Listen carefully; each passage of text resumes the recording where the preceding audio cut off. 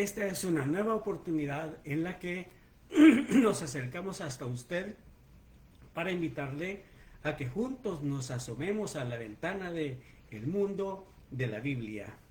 Usted sabe que este programa es transmitido a través de la página de Facebook, a través de YouTube, a través de TikTok y algunas ocasiones también en Instagram se transmite esta plática, esta conversación. Yo siempre he dicho que no es una prédica, no es una exposición como la que se hace desde un púlpito. Esta es una conversación entre amigos, entre Face y amigos, entre Insta amigos y entre todos los amigos que nos sigan a través de las diferentes plataformas, a través de las redes sociales. Lo dijimos la semana pasada, el domingo, que hay necesidad de que demos pasos hacia adelante, de que abandonemos el estado de comodidad, el estado de confort en que hemos estado y ahora queremos movernos hacia adelante, hacia los propósitos que el Señor tiene para nuestras vidas. Como dice el apóstol Pablo, prosigo a la meta para ver si logro alcanzar aquello para lo cual también fui alcanzado por Cristo Jesús, mi Señor, por amor del cual lo he dejado todo. Entonces queremos continuar ahora con la plática acerca del Evangelio de Juan. Terminamos hace un mes lo que era el prólogo del Evangelio y luego hablamos del testimonio de Juan el Bautista. Pero dijimos algunos detalles de Juan, que Juan aquí en estos versículos del 19 al 28, él está diciendo... no presenta a Cristo, sino que presenta lo que Él no es, lo que Juan no es, para que aquellas personas que hasta este momento seguían siendo seguidores de Juan, fans de Juan, digamos, fanáticos de Juan, ahora ellos pudieran entender de que Juan había sido el precursor de uno mucho más grande que él, que era el Señor Jesucristo. En eso quedamos la semana pasada. Bueno, en la conversación pasada, que fue hace un mes. Pero ahora entonces queremos mirar a continuación la presentación de el Cordero de Dios. Vamos a decir algunas cosas muy importantes acerca de este tema del Cordero de Dios. Dice, el siguiente día, fíjese que hay algunos aspectos aquí donde Juan menciona, el escritor Juan menciona las fechas. Pero él se refiere a fechas así como hoy que dice el siguiente día. No sabemos al siguiente día de qué. Solamente dice el siguiente día. Luego más adelante en el verso 35 él vuelve a decir el siguiente día. Y luego en el versículo 43 dice el siguiente día. Pero esa es la manera como él relaciona los hechos. De ayer, de anteayer, de la semana pasada, no sabemos a qué evento se está refiriendo cuando dice el siguiente día. Siempre que decimos el siguiente día nos referimos a un evento previo y lo que sucedió después de ese evento, el siguiente día de ese evento, ¿verdad? Pero bueno, así dejémoslo. El siguiente día vio Juan a Jesús que venía a él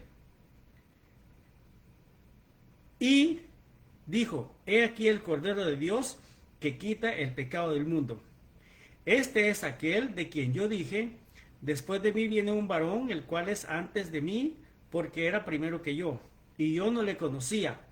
Mas para que fuese manifestado a Israel, para eso vino yo bautizando con agua. También dio Juan testimonio diciendo, oiga esto qué interesante, vi al Espíritu que descendía del cielo como paloma y permaneció sobre él.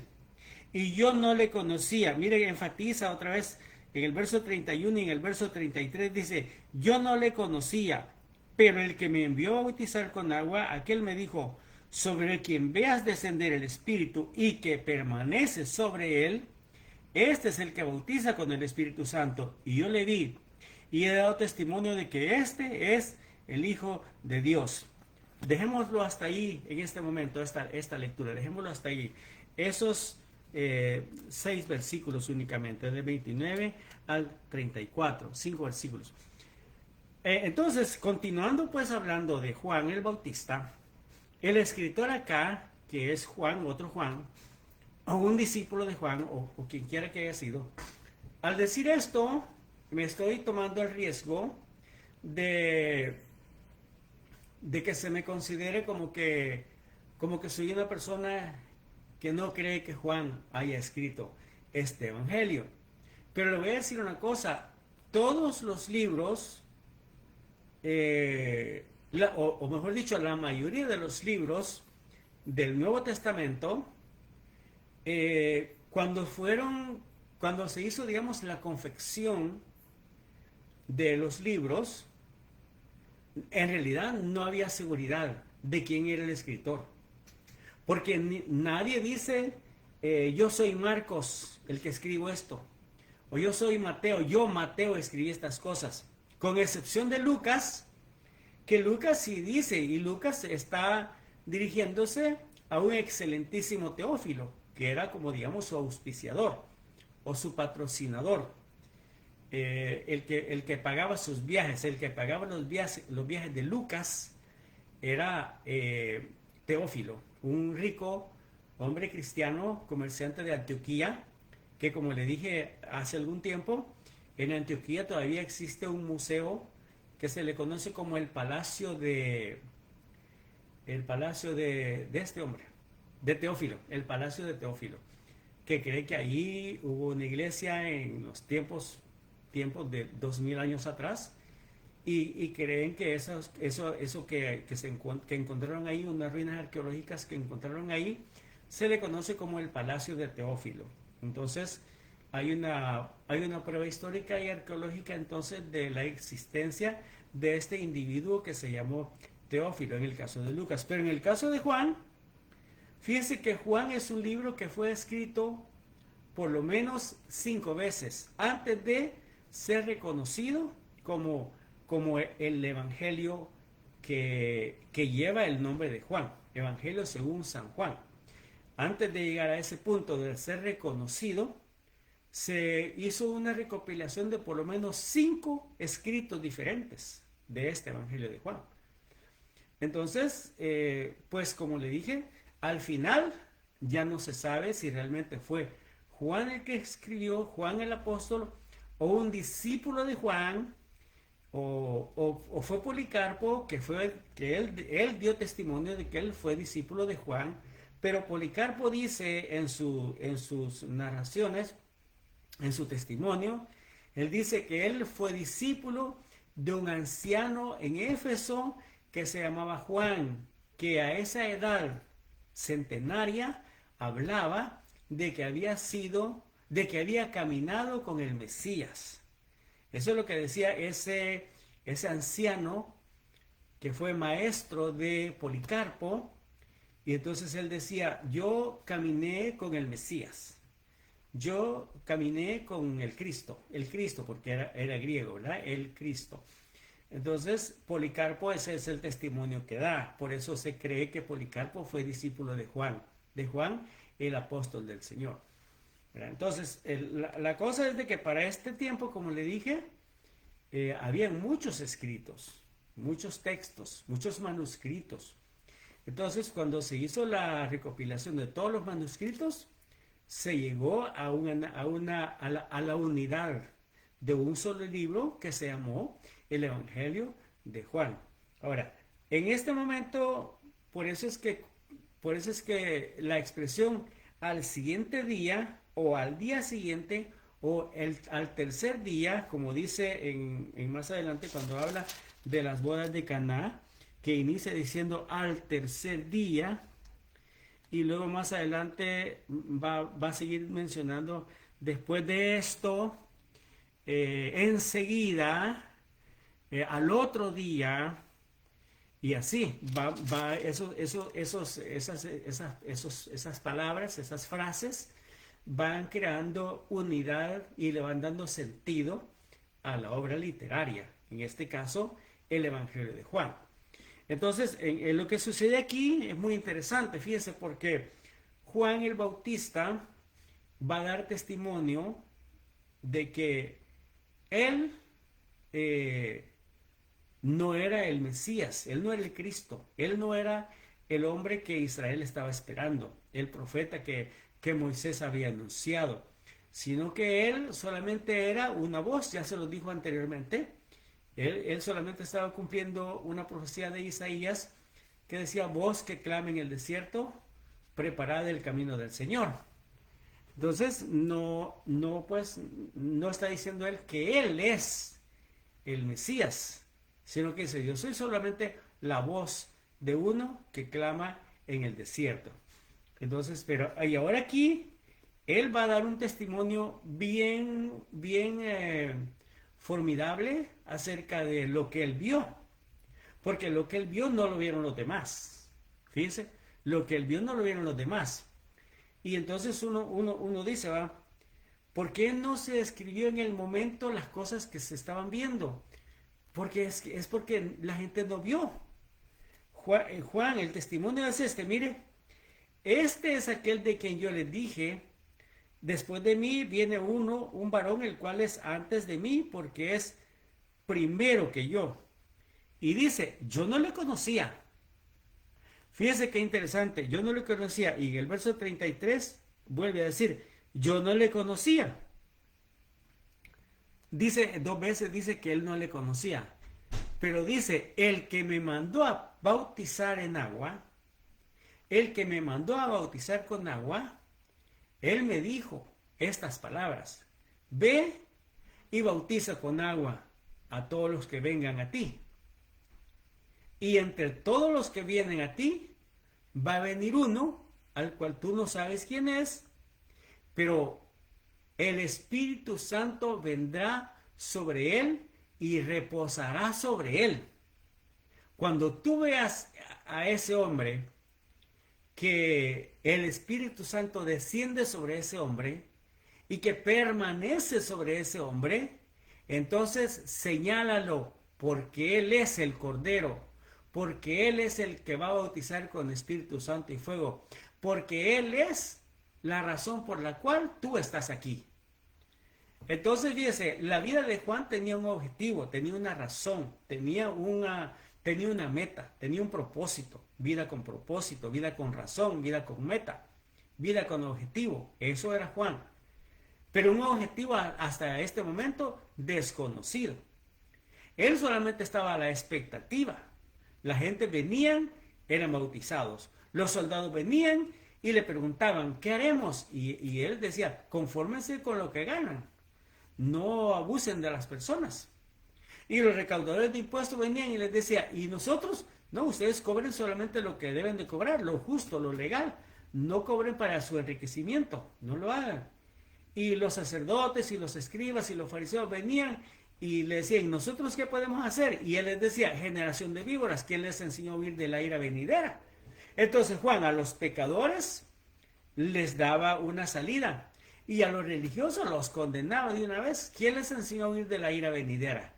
Es aquí que el hacha ya está puesta a la raíz del árbol, y todo árbol que no dé fruto será arrancado y echado al fuego. Entonces los escribas y los fariseos y los sacerdotes y todos esos le preguntaban: ¿y quién eres tú y con qué autoridad nos hablas de esa manera? Y en esas estaban él bautizando gente y condenando a unos y dándole esperanzas a otros, cuando aparece en medio de la multitud un hombre común y corriente, un hombre como todos los demás. Aparece ahí y viene Juan, y Juan lo bautiza. Y después de que lo bautiza, Juan ve que el cielo, pero esa visión solo Juan la vio. La multitud no vio nada, porque la señal era para Juan únicamente. La señal no era para la gente. Mire, dice: cuando el cielo se abrió y vino el Espíritu de Dios como forma de paloma, que se posó sobre la cabeza del hombre que Juan estaba bautizando, que no sabemos quién era. Y Juan oyó una voz que le dijo: este es mi Hijo amado, en el cual tengo complacencia. Pero como le digo, qué importante hubiera sido que alguien hubiera tomado una fotografía en ese momento, ¿verdad? Pero no existían cámaras. O que alguien hubiera escrito y hubiera dicho: Cuando Juan estaba bautizando en el río Jordán, vino un hombre que en el momento que fue bautizado, los cielos se abrieron y que un hombre hubiera testificado en ese momento de lo que estaba pasando, pero es que la gente no vio, a la gente no le importaba.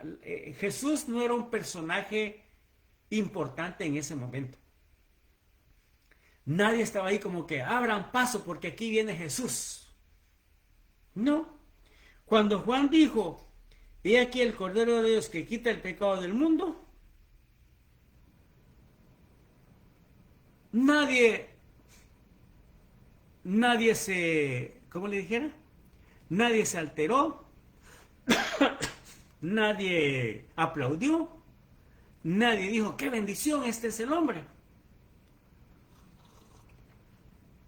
Me estoy tomando un té que tiene jengibre, canela, eucalipto, agua de Jamaica, porque he estado un poquito malo de mi garganta, he estado un poquito resfriado y me está cayendo bien ese té. Entonces, como le dije, nadie le dio importancia, ¿verdad? Porque las cosas grandes de este mundo han comenzado de una manera insignificante. Cualquier cosa que usted vea que ahora es grande, empezó siendo casi nada. Cualquier hombre que ahora usted ve que es sobresaliente, empezó de la nada, ¿verdad? Por eso es que no hay, por ejemplo, testimonios grandes desde el inicio de compañías. Ahora con la tecnología y con todo lo que hay, se puede crear una super biografía de una persona y describir cómo comenzó y hablar maravillas de cómo comenzó, ¿verdad? Pero porque ahora una persona ya es importante. Es lo mismo que sucedió con Jesús. En ese momento, cuando él apareció y Juan dijo, he ahí el Cordero de Dios que quita el pecado del mundo, no, la gente siguió lo suyo, ¿verdad? Ahora, a pesar de que Juan da el testimonio y dice, yo no le conocía, pero el que me iba a bautizar me dijo, sobre quien vea descender el Espíritu y que permanece sobre él, ese es el que bautiza con el Espíritu Santo. Y yo le vi y he dado testimonio de que este es el Hijo de Dios. Y luego dice, en los siguientes versículos, aquí van a aparecer ya los primeros que se convirtieron en discípulos. Esto es bien importante, fíjese, porque hay muchas personas que son oyentes. Hay otro grupo de personas, en medio de los oyentes, hay otro grupo que se convierten en creyentes. De oyente pasa a creyente. Pero hay algunos creyentes que pasan a otro nivel que se le conoce como discípulos. Y estos primeros discípulos eran de Juan. Juan era el maestro para ellos. Desde que lo conocieron, admiraron su carácter, admiraron su forma de expresarse, admiraron el valor que él tenía para señalarles su verdad a los religiosos, ya sea fariseos, saduceos, sacerdotes, escribas, intérpretes de la ley, maestros de la ley. Juan no andaba buscando el aplauso de nadie. Juan no andaba buscando ganar un concurso de popularidad. Juan no andaba buscando convertirse en el hombre del año de la revista tal. No, él absolutamente estaba aquí para señalar el camino y para señalar al hombre de ese camino. Y hasta ahí llegaba todo su objetivo de vida. Hasta ahí. Y ahora dice, otra vez menciona la expresión, el siguiente día, otra vez estaba Juan, y aquí ya dice, 2 de sus discípulos. Y mirando a Jesús que andaba por ahí, dijo, he aquí el Cordero de Dios. Ahí ya Ya no dice, el Cordero es que quita el pecado del mundo, como dijo la primera vez. Ahora está una vez, digámoslo, reconfirmando que Jesús es el Cordero de Dios. Miren, ahí está el Cordero de Dios. Y los dos discípulos de él oyeron hablar y siguieron a Jesús. Mire, mire qué interesante. Qué interesante es que un hombre de Dios no busque seguidores para sí mismo, sino que enseñe el camino para seguir a Jesús. Eso es lo que tiene valor en el ministerio. El que un hombre sea capaz de decir, no, a mí no me sigan, sigan a Jesús, síganlo a Él. A mí me conviene menguar y a Él le conviene crecer, como lo va a decir Juan más adelante. Pero eso es muy importante en la vida de una persona que le sirve a Dios, sea hombre o mujer. No debe de buscar seguidores para sí mismo, sino seguidores para Jesús. Síganlo a Él. Y ellos entonces, estos que eran discípulos de Juan, siguieron a Jesús. Y cuando Jesús los ve que vienen, los encara con esta pregunta. ¿Qué buscan? ¿Qué buscan? Esa es una pregunta muy importante que Jesús puede hacerle a cualquier individuo en este mismo momento. ¿Qué buscas? ¿Qué pretendes? ¿Cuál es tu razón de vida? ¿Cuál es tu objetivo de vida? ¿Hacia dónde quieres llegar haciendo lo que haces? ¿O hacia dónde quieres llegar para comenzar a hacer aquello que Dios quiere que hagas? Esa es una buena pregunta. Y la respuesta de los discípulos de Juan fue, Maestro, ¿dónde moras? Bueno, porque siempre es importante, ¿no? Porque si a usted le dicen, aquel es el Cordero, aquel es el futuro rey, aquel es el príncipe, aquel es el valiente, aquel es el campeón de tal cosa. Entonces, si alguien me sigue a mí y yo de repente sigo a otro que es más grande que yo, entonces los que me siguen a mí y que lo van a seguir a él, será lógico pensar, ¿no? Bueno, ¿a dónde vivirá este, verdad? ¿Qué clase de morada tendrá? ¿En qué ambiente se desenvuelve? ¿Cuál es su entorno? ¿Será que nos conviene a nosotros dejar de seguir a Juan y comenzar a seguir a este? Y por eso le preguntan, ¿dónde moras? Y Jesús les dice, bueno, vengan y vean. Fueron y vieron y se quedaron. Era como las 4 de la tarde. Era la hora décima. 6, 7, 8, 9, 10. Sí, era la hora décima. Más o menos 4 de la tarde ya. Entonces fueron, vieron, mire, 3 verbos. Fueron, del verbo ir, fueron. Vieron y se quedaron con él. Y esos eran Andrés y seguramente que el otro era el hermano de Juan, ¿cómo se llamaba? Jacobo. Jacobo, Santiago, ¿verdad? Santiago, gracias.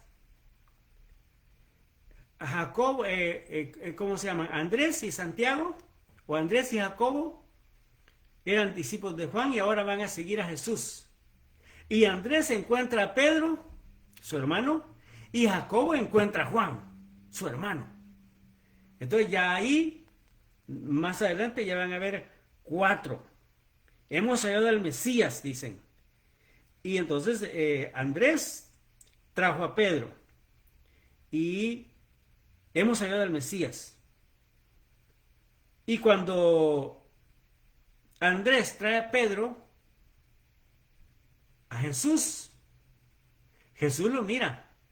Claro, como le digo, en este manuscrito que estamos estudiando nosotros, está bien sintetizado este asunto. Porque en otros manuscritos como Mateo, como Marcos o Lucas, Mateo y Lucas, ese llamamiento de Pedro es bien dramático, ¿verdad? Es una pesca, Pedro ha estado pescando toda la noche, no agarra nada, Jesús llega, se sube a la barca y Jesús da un discurso a las personas que están en la playa del mar de Galilea. Y después de que termina el discurso, le dice a Pedro, rema mar adentro y tira la red a la derecha. Y luego entonces Pedro la tira, aunque le dice, mira, nosotros somos pescadores experimentados, toda la noche hemos estado aquí, no hemos agarrado nada, pero en tu palabra, y tiró la red en el nombre de Jesús. Y usted sabe, sacar una cantidad de peces enorme, ¿verdad? 153 dicen algunos. Pero es ahí donde Pedro cae de rodillas delante de Jesús. Es el gran drama que se da, ¿verdad? Y le dice, apártate de mí, Señor, que soy hombre pecador. Y Jesús le dice, no temas, de hoy en adelante serás pescador de hombres. Y eso de que le dice, tú eres Simón y serás llamado Cefas, eso se da mucho más adelante, según los otros manuscritos.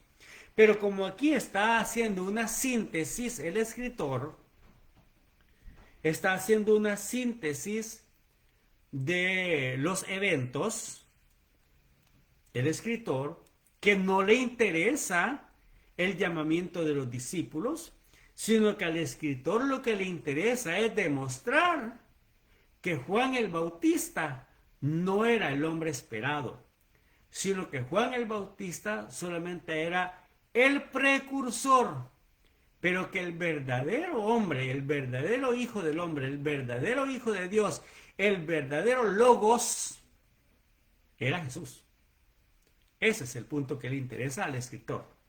Y como le dije, hay por lo menos 5 diferentes manuscritos que al final se hizo una compilación de todos esos manuscritos y se llegó a tener un libro al cual nosotros conocemos hoy como el Evangelio según San Juan.